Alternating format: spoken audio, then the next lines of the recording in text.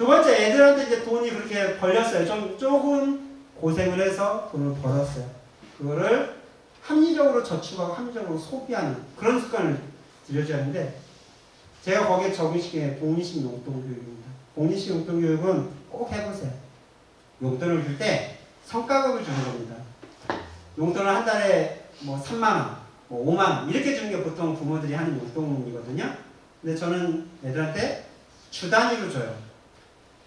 한 달 단위는 자녀들이 인식하기에는 너무나 기간이 긴 것 같아요. 어른들도 사실은 한 달 월급 받으면 잘 인식이 안 되더라고요. 월급 받을 때 한 일주일 다 써버리고 나머지는 카드로 메꾸고 사는 사람 많거든요. 그만큼 돈을 관리가 안 된다는 겁니다. 원래 한 달치 받으면 뭐 100만 원 받다 그러면 25만 원씩 2주 단위 이렇게 관리를 해가야 되는데, 그거 관리를 안 하고 그냥 100만 원 들으면 그게 다 내 돈이라고 생각하고 써버려요. 애들은 더 심합니다. 애들은 한 달 용돈을 만약에 뭐 10,000원을 주면 거의 하루 이틀 며칠 안에 다 써버릴 거예요. 나머지 기간 살기가 힘들죠. 그래서 어쩔 수 없이 다시 공적자금 들어가야 돼요. 부모가 또 줍니다. 그렇게 하면 안 돼요. 그래서 이게 좀 내가 돈을 헤프게 쓰면 감당할 수 있는 기간 정도 남겨야 하는데, 전 일주일 정도 괜찮은 것 같아요. 한 3일만 다 썼다 그러면 한 4일 정도 버텨봐. 돈 없이 버텨봐.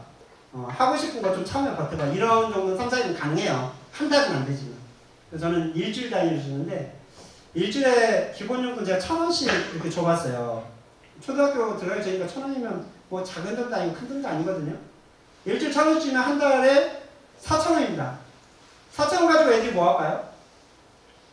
한 10년 전 얘기인데, 10년도 더 된 얘기네. 1,000원 가지고 쪼록 마트 가요. 편의점 가서 과자 사고 뭐 딱지 사고 그럽니다. 그런 것들이 보통 한 900원, 800원 이러더라고요. 그 당시. 그러니까 1,000원 주면 마트 가서 800원치 사고 200원은 어디다가 가요? 800원 자기가 원하는 과자나 딱지 샀어요. 200원에. 관심이 없어요. 200원은 이건 자기한테 중요한 게 아니라 그죠. 그래서 쓰레기통이 그렇게 많이 버린대요. 근데 마트 앞 쓰레기통에 동전이 많답니다. 오늘 가서 한번 뒤져보세요.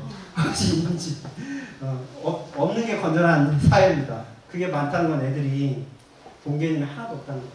집에도 그러잖아요. 동전 아무데나 이렇게 버리는 애들. 그런 애들 커서도 절대 부자 안 돼요. 부자들은 그 돈을 소중하게 여기는 그 교육을 많이 시켜요. 부자들일수록. 부자들이 더 용돈 안 줍니다. 이 워런 버핏 같은 자식들한테 막 한 달에 100억 줄 수 있어요. 재산만 보면. 그런데 부모가 돈에 대해서 잘하는 사람은 절대 그렇게 안 줘요. 그게 자식을 망치는 기장을 알기 때문에 그런 거죠. 오히려 가난한 사람들이 더 주죠. 내가 너한테 이것도 못 해주는데 뭐 생일날이라도 마음대로 해줘야지. 이런 생각 막 하시잖아요. 그게 자식을 망치는 거거든요. 자, 1,000원씩 주면 그렇게 가서 자기가 원하는 거 사고 끝나요. 이렇게 줄 용돈이면 줄 필요가 없어요. 용돈 교육은 과자 사 먹으라고 주는 게 아니거든요. 용돈 교육은 저축하는 힘, 저축하는 습관을 키워주고, 두 번째, 합리적인 소비를 하도록 유도하는 거예요. 도박하고 노름하고 이렇게 하는 건 합리적인 소비가 아니죠. 건전한 소비, 돈이 돌게 하는 그런 소비. 나한테 필요한 것을 잘 선택을 해서 낭비하지 않고 잘 그걸 사가지고 잘 쓰는 거. 이게 합리적인 소비입니다. 그게 잘 맞아 떨어진 국가가 경제가 잘 발달하고 선진국이 돼요. 그런데 썼는데 나한테 필요가 없는 거 다 쟁여놓고 필요가 없는 거 사놓고 버리고 이런 것도 비경제적이죠. 후진국일수록 더 그래요. 후진국일수록. 합리적으로 소비할 수 있는 힘을 자꾸 키워줘야 됩니다. 저는 그래서 1,000원씩 줘서 과자 사 먹으라고 하지 않고 용돈책을 바꿨어요. 애들한테 저축하는 힘을 가르쳐 주려니까 그걸 말로 해서는 안 되더라고요. 저축해라 저축해라 아무리 말로 해도 애들이 행동하지 않습니다. 환경을 바꿔야 돼요. 용돈 체계를 주 단위로 1,000원씩 주는데 인센티브를 붙였어요. 어떻게 붙였냐면 저축을 하면 용돈이 늘어나게 바꿨어요. 저축을 하면 용돈이 늘어나게. 그게 복리식 용돈이에요. 먼저 일주일 용돈 1,000원을 줍니다. 1,000원을 주면 두 가지 유형이 나와요. 다 쓰는 나이, 안 쓰는 나이. 쓰는 걸 깜빡하고 안 썼을 수도 있겠죠. 여하튼 1,000원 안 썼어요. 그럼 그 다음 주 용돈이 달라집니다. 일주자가 지나서 일주일에 계산을 봐요. 용돈이 하나도 없으면 기본 용돈 1,000원만 줍니다. 근데 용돈 1,000원이 남아있으면 기본 용돈 1,000원은 주고 플러스 1,000원 잔고를 플러스로 줘요. 저번 주 용돈 잔고가 얼마냐? 그 통장 잔고에 만큼을 또 줍니다.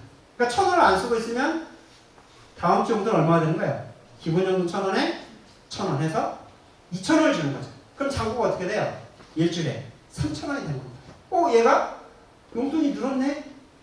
과자 사 먹을 때는 과자 2봉지가 생겼는데 안 사 먹으니까 돈이 3,000원 생겼어요. 과자 3봉지를 사 먹을 수 있는 돈이 생긴 거죠.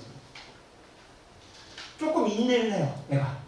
그리고 2주차 때 또 계산해봐요. 기본 용돈 1,000원에 3,000원 남아있으니까 3,000원 주면 4,000원 주겠죠? 잔고가 7,000원이니까.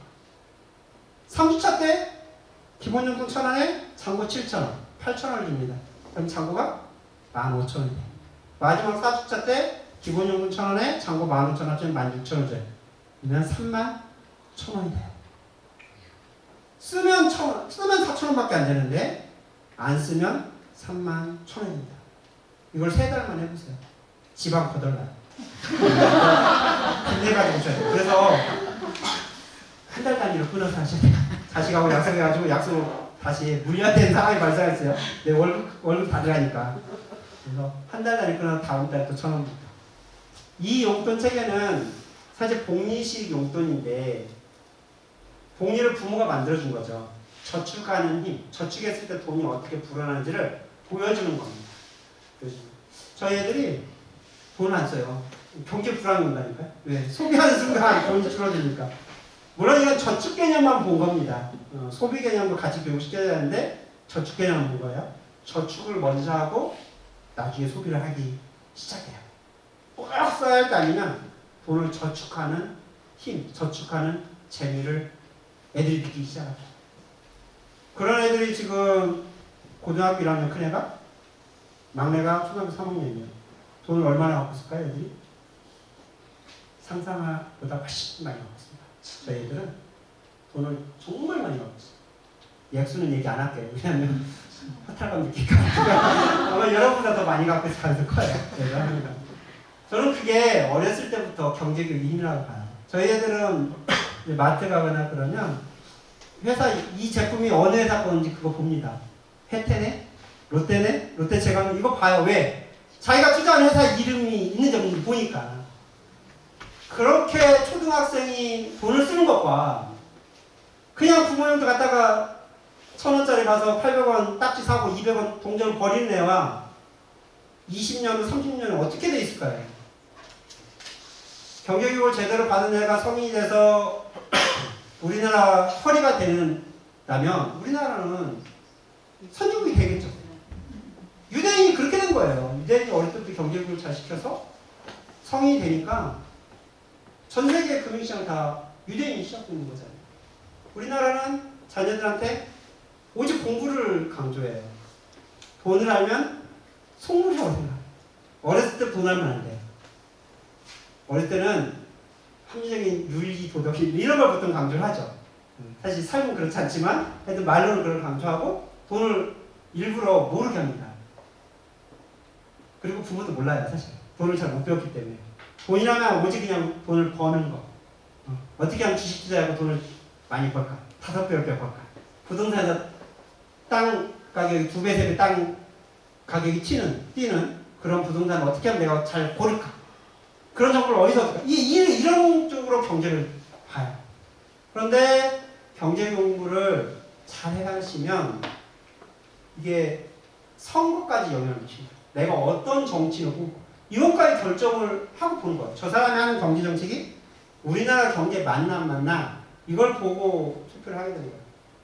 그런데 내가 경제 개념이 없다면 그냥 나 나이 들었는데 나 돈 많이 주고 나 이빨 아픈데 이거 보험 처리 잘 건강보험 대상 되게 하고 뭐 이런 공약하는 정치들 뽑는 거예요.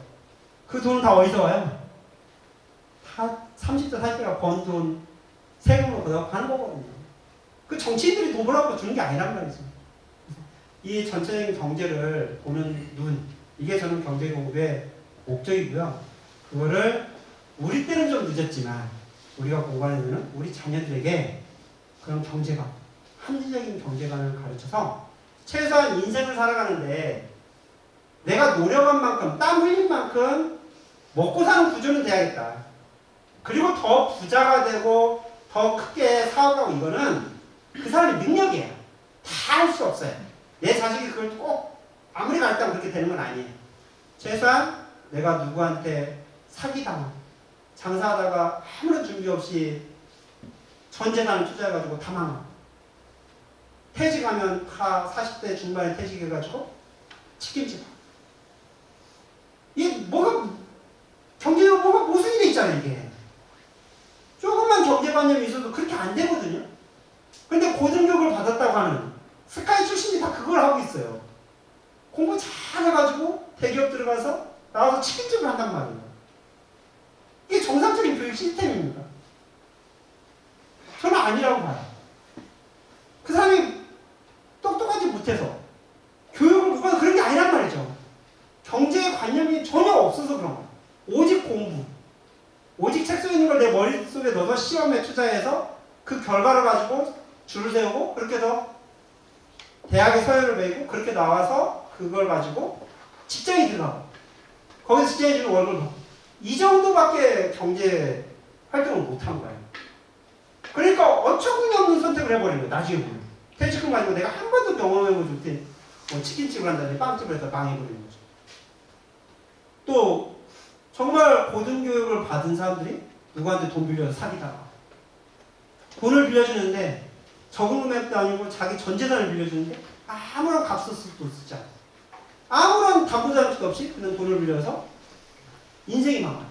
주변에 그런 사람도 있잖아요. 그렇게 해가지고 자살하고 인생을 마감하고 비관해서 그런 것들은 정말 기초적인 경제 지식, 경제 관념이 없어서 그런 상황이 계산돼요. 저는 최소한 경제 공부하는 것은 그런 억울한 일을 당하지 않고 내가 피땀 흘린 대가를 누릴 수 있는 그런 탄탄한 경제 구조를 만드는 것. 이게 경제 공부의 1차적인 목적이라고 저는 봅니다. 오늘 강의는 여기까지 하고요. 다음에 2주에는 돈을 조금 버는 거. 아마 이쪽에 더 관심이 있을 것 같아서 그런 정도로 제가 강의를 하도록 하겠습니다. 질문을